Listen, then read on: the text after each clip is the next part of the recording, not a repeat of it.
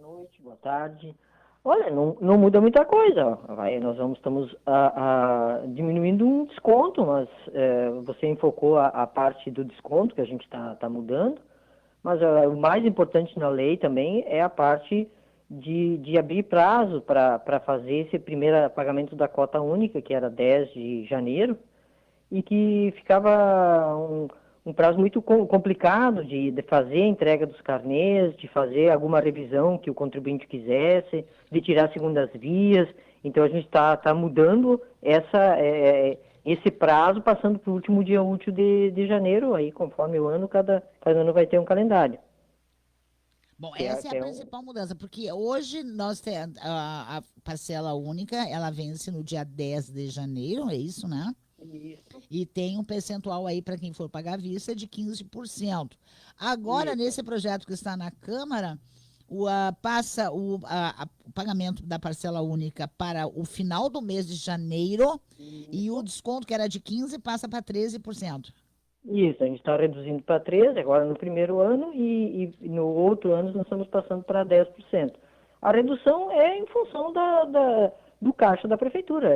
A gente não tem como negar, não tem como esconder a situação da prefeitura municipal. Nós temos um déficit já previsto no ano de 66 milhões, não mudou nada, continua o déficit. Nós não tivemos arrecadações para cobrir esse déficit já previsto, então a gente tem que apertar o cerco e a gente tem que tentar arrecadar mais. Não é uma arrecadação significativa, mas cada centavo é importante, cada valor é importante, a gente vai tentar, com essa medida, primeiro essa sistemática no início do ano, que é muito complicada, porque sempre vai cair um dia feriado, dia 1º de janeiro, e nesses 10 dias, com certeza, tem um fim de semana, às vezes até 2, como teve esse ano. Então, a gente tem poucos dias úteis para trabalhar e poucos dias úteis para o correio fazer a distribuição. Também não se começa a distribuição antes da virada do ano, porque se houver algum pagamento, ele acaba entrando como 2000, como o ano anterior, exercício anterior, e ele não é uma receita daquele exercício. Então, Sim. tem esse complicador aí, por isso esses poucos dias aí era uma coisa que complicava bastante. É um pedido dos setores que fazem o atendimento e um pedido do correio que trabalha conosco na distribuição dos carnês. E não dá. Aí as pessoas, aí fica a explicação, né? Ah, mas por que não entregaram em dezembro os carnês? Porque Mas é não pode, isso. porque daí a Dalcira vai lá e paga e aí Ah, vai entrar como receita do ano vigente, né? E não isso, do não, do ano que vem. exatamente, matou o problema está aí. Então a gente não consegue fazer isso antes e esse prazo aí a gente entendeu internamente que é um prazo assim que claro, se a pessoa, nós começamos a distribuição no mesmo prazo, provavelmente os primeiros dias de janeiro a gente começa a distribuir. A pessoa recebeu, quer pagar antes, não precisa esperar o último dia útil do mês para fazer isso. Tem todo o mês para fazer isso. Como tem todo o mês para tirar dúvidas, como tem todo o mês para tirar a segunda via.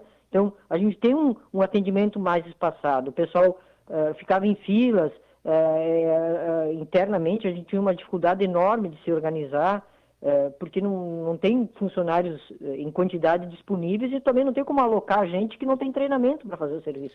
Então, a gente não prestava um bom serviço, a gente fica ciente disso, porque exíguo o prazo que eu tenho para fazer todo esse volume de atendimento. Então, a gente está tentando também espaçar isso. Bom, tem aqui também nessa lei, a secretária que está na Câmara, ela foi protocolada ontem à tardinha, né? Os contribuintes com débitos em aberto até 30 de novembro do exercício anterior teriam direito a 50% dos descontos previstos no inciso terceiro. Isso já estava na lei que existia antes, que quem está em dia com a prefeitura tem uns 15% e agora passará a ser 13%. E quem não está em dia, mesmo assim, pode pagar com desconto, só que é um desconto reduzido, né? Porque eu tenho que beneficiar exatamente os bons pagadores, é o que a gente é o que se faz com essa lei, né? Então, os bons pagadores têm um desconto melhor do que aqueles que têm eventualmente alguma coisa em atraso com o município. Então, a gente tem, só que para a gente calcular isso, a gente usa até 30 de novembro, que na verdade a última prestação do IPTU vence no dia 10 de novembro, então a gente tem como fazer esse cálculo e saber quem deixou alguma coisa para trás, quem está em dia, quem não está, e dar esse benefício melhor para quem é um bom pagador. Secretária Rita Garski, a gente sabe que a prefeitura está com os cofres raspados, vai ter problemas aí até o final do ano, principalmente com relação à folha de pagamento, ou isso está assegurado? Porque muita gente diz, mas a prefeitura não tem dinheiro, mas em compensação bate o número de secretarias, bate o número de CCs, bate o número, enfim, a folha não diminui. De que forma, como é que vai ser essa equação? Levando em conta, inclusive, FAPs, folha de pagamento, até investimentos, porque a cidade continua um caos, é preciso calçamento, é preciso ver as ruas, a buracama que está em Cachoeira do Sul, enfim, como é que a senhora, enquanto dona do cofre, vai conseguir articular tudo isso? A gente precisa pensar bem o que vai fazer e aquilo que for feito for bem feito. Então, a gente tem o que a gente conversa com o prefeito e nas reuniões de secretários é que o que vai se fazer se faça bem feito. Então, por exemplo, nós temos contratos com terceirizados. Bom, vamos fiscalizar para que aquilo que a gente está pagando, já que está pagando, está contratado, está caro, eu preciso do serviço, seja bem feito. E todos os contratos a gente tem focado nessa fiscalização para os serviços bem feitos, no caso dos servidores, da mesma forma. Então, a gente tem uma estrutura? Sim, tem uma estrutura. Nós temos 2.000 funcionários para administrar. Isso precisa de estrutura, isso precisa de chefias. Essas chefias estão sendo cobradas. Essas chefias têm que trabalhar. Essas chefias não são enfeite, elas estão atuando. E se não estiverem atuando, gostaríamos até que as pessoas denunciassem. Olha, quem não está atuando de acordo com aquilo que é o trabalho, cumprindo horário, nós estamos focados nisso. Então, cada secretário está focado nisso e cobrando as suas chefias nesse sentido. Todo mundo que está lá dentro está para trabalhar. Não tem cabide, não tem ninguém figurativo. Tem gente que começou há pouco tempo, que não tinha conhecimento, está sendo treinado, tem metas, tem mensurações de tudo que tem que ser feito, tem a cobrança em cima dos secretários e dos adjuntos que ajudam nessa administração, porque tem muita coisa para fazer, como tu bem disseste, e isso precisa do engajamento de todos. Então, não existe ninguém trabalhando isoladamente, não é possível trabalhar isoladamente. O problema que é, digamos, da dengue, ele é um problema de todos, ele é da jurídica, da fazenda, da administração, das obras, do meio ambiente. Então, tudo isso, as chefias estão envolvidas para fazer isso andar, tentar buscar soluções. Então, todas as chefias estão nesse processo, elas estão sendo cobradas e têm que produzir, ninguém está de enfeite. Secretária, por outro lado, estou recebendo aqui algumas perguntas de ouvintes, possivelmente são funcionários públicos municipais. Há uma preocupação agora com o final do mês de maio com relação ao IP Saúde. Que tipo de negociação a prefeitura está fazendo, inclusive com o próprio IP, ou com os funcionários públicos para garantir esse atendimento médico, ambulatorial e hospitalar ao funcionalismo? Bom, a mudança do IP não é uma vontade da prefeitura, não é uma vontade do prefeito Valardim, é uma imposição do IP. Eles simplesmente decidiram, mandaram um contrato, inclusive o prazo para aderência era em março, assim, em 10 dias veio a comunicação, em 10 dias sem que aderir. O que se conseguiu foi uma prorrogação para entrar em vigor em 1º/7. Nós fizemos alguns estudos, nós estamos fazendo estudos internos, a gente já tem mais ou menos um caminho definido, só que está com o prefeito para dar um aval final disso e aí marcar com os sindicatos, que foi o que foi combinado, com os servidores, com os vereadores, para encaminhar isso a um projeto de lei, porque tudo isso, na verdade, precisa de lei também, de como vai ser feita essa transição, essa mudança, e ela é uma mudança significativa, uma ruptura completa com o que a gente tem hoje em dia, com aquilo que os funcionários têm hoje como plano de IP. Nós partimos para um desconto de um percentual sobre a remuneração, para um desconto sobre a idade dos servidores e dos dependentes. Muda completamente, né? Então, muda a relação que a gente tinha com o IP, a forma toda de trabalhar. Então, nós temos que mudar a lei, nós temos que criar formas de controle dentro da nossa estrutura, que a gente não tinha mais um custo para a prefeitura, porque a gente vai ter que controlar isso. Antes nós não tínhamos necessidade de controlar dependentes, nada disso. Agora, para fazer isso, a gente tem também que investir mais nisso. Então, sempre tem um problema no meio do caminho muito grande ali. A gente tem uma proposta para ser feita, mais ou menos definida. Falta o prefeito conseguir espaço ali na agenda dele, não sei que dia que ele quer fazer isso, de chamar os sindicatos, e os vereadores, passar a solução que a gente tem. Porque também, assim, não tem como gastar mais do que se gasta. Hoje se investe 6 milhões e 200, 6 milhões e 300 para o IP dos funcionários. E a gente não tem caixa, voltamos ao mesmo lugar, para aumentar esse valor. Então, a gente tem que partir desse valor, não tem como querer aumentar. Esse é o nosso limite. Já é hoje um limite, digamos assim, estrangulado, né? Então, a gente tem que partir para uma solução em cima disso aí. Mais que isso, a gente não pode gastar. Hoje existe um desconto de 8% para o funcionalismo. Não, e 8% a prefeitura complementa. 6,6%. O que? Oi? 6,6%. 6,6%. Isso, 13,20% no somatório. Tá, mas então soma tudo, isso aí dá o quê? 14%? Arredondando? 13%? Não, 6,6%. Então dá 13,20%. 13,20%. Bom, aí acontece o seguinte, para que fique muito claro.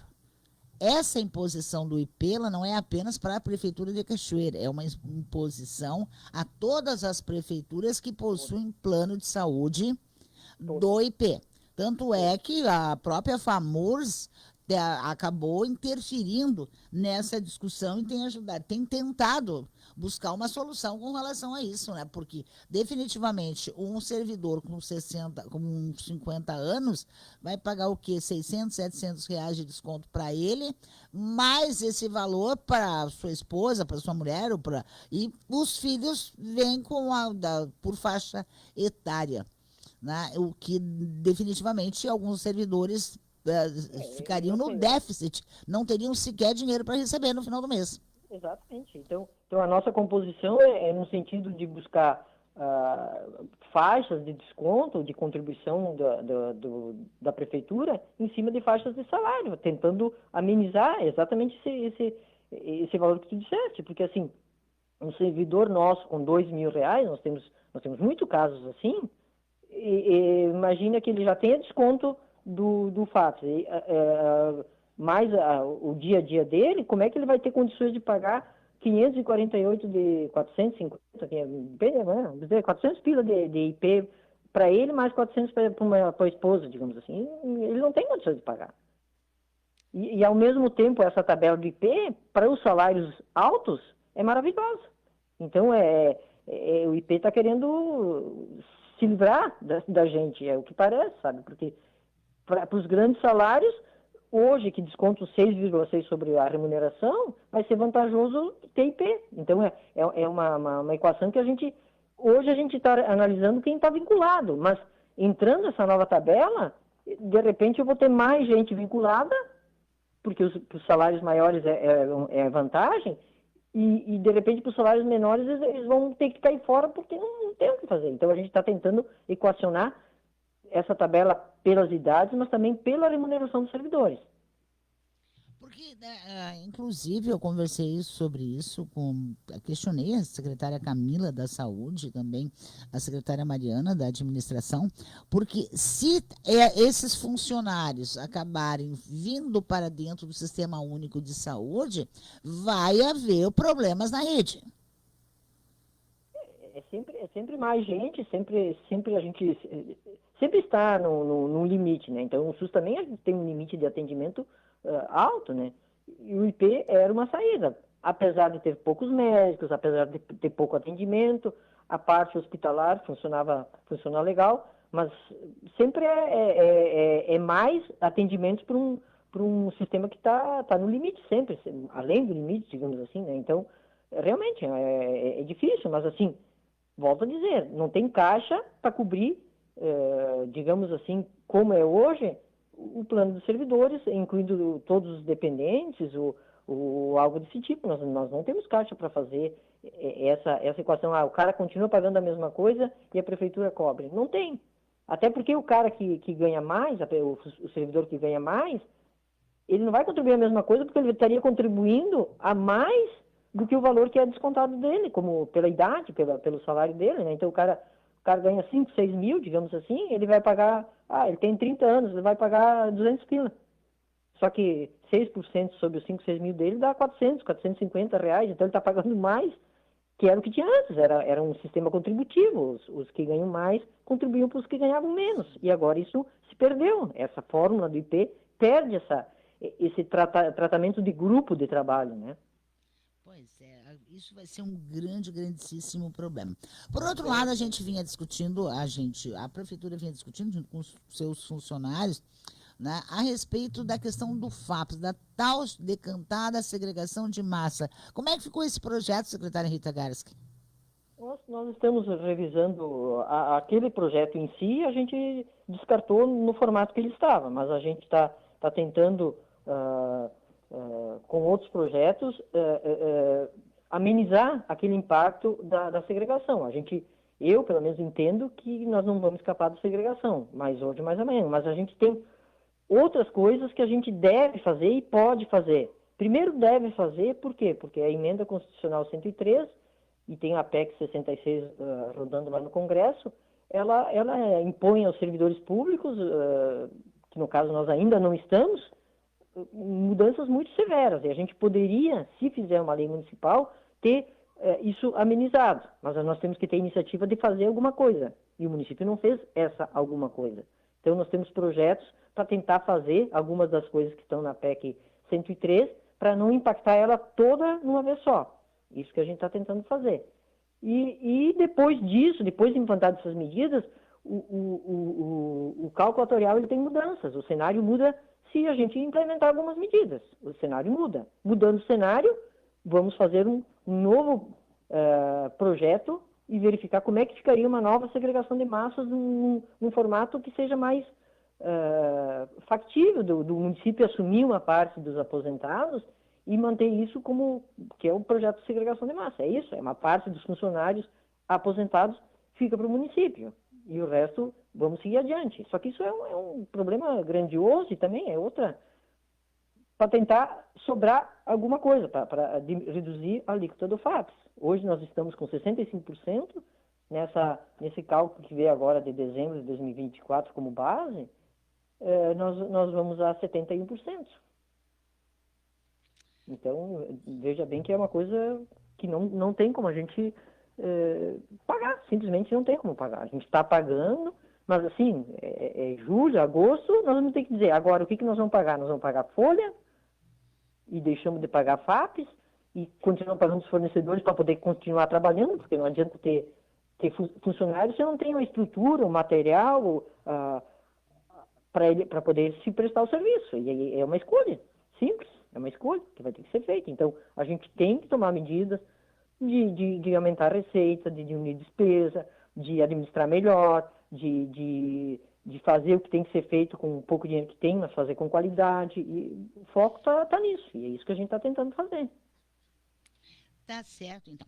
Secretária Rita Garski da Fazenda, obrigada pela participação, pelas suas informações e um bom final de tarde. Obrigada. Tchau.